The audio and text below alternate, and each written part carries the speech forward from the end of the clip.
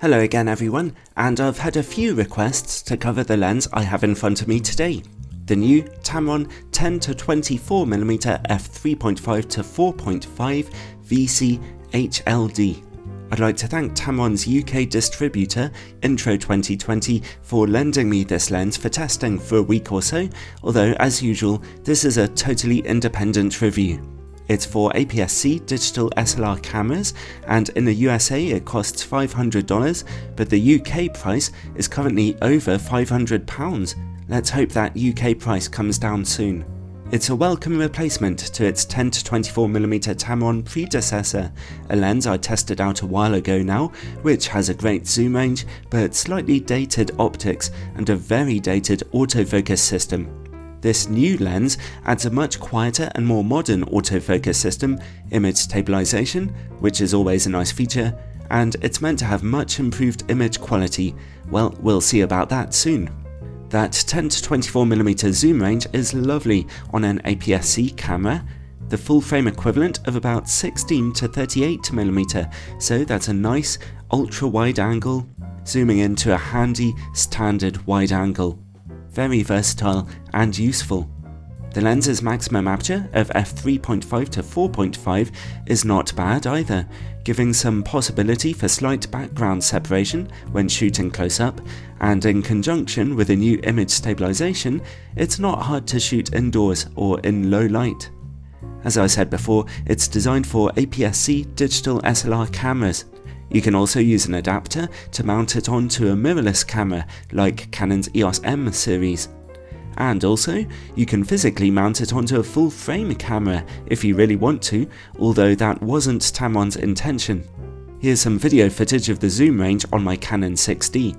As you can see, there's extreme vignetting at 10mm, but from about 14mm you get almost full coverage actually, all the way to 24mm. Quite impressive really. The lens is producing a big image circle. There'll always be a little vignetting in the corners on full frame, which is most noticeable when you stop down the lens's aperture. Still, on a full frame camera, you could get some really good video coverage out of this lens. We'll take a look at image quality a bit later. For now, let's look at its build quality. The lens is slightly large, but not too heavy, and it's made of good quality plastics with a modern looking cosmetic design. It's based on a metal lens mount surrounded with a weather sealing gasket for extra protection from dust and moisture.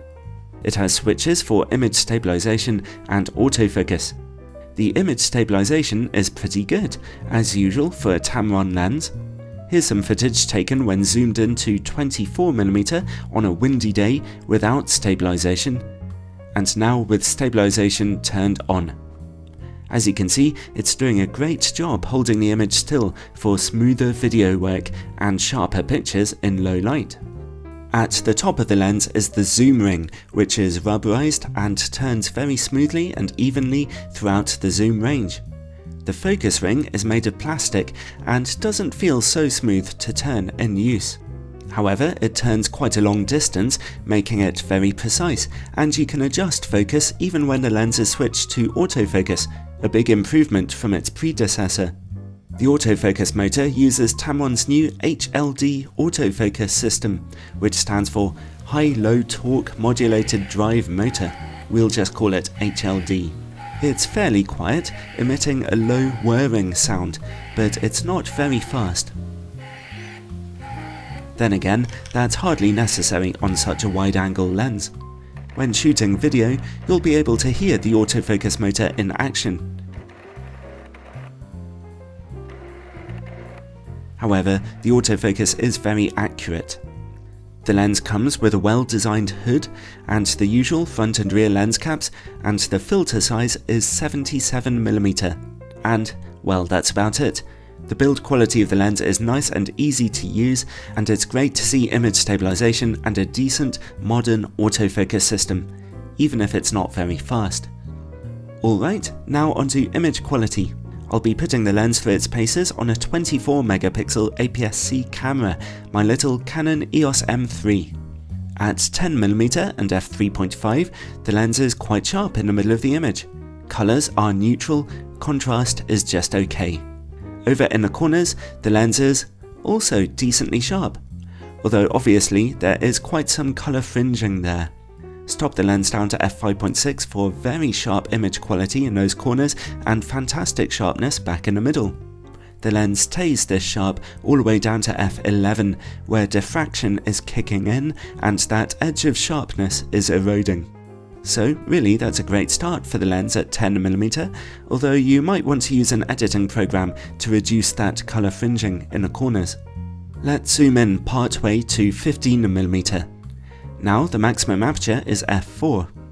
In the middle of the image, again, we see very good sharpness, and in the corners, sharpness is also good, and that colour fringing has now gone.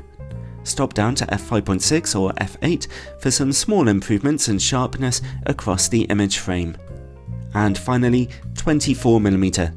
Now the maximum aperture is f4.5. In the middle of the image, sharpness is just good. In the corners, the image is a little soft.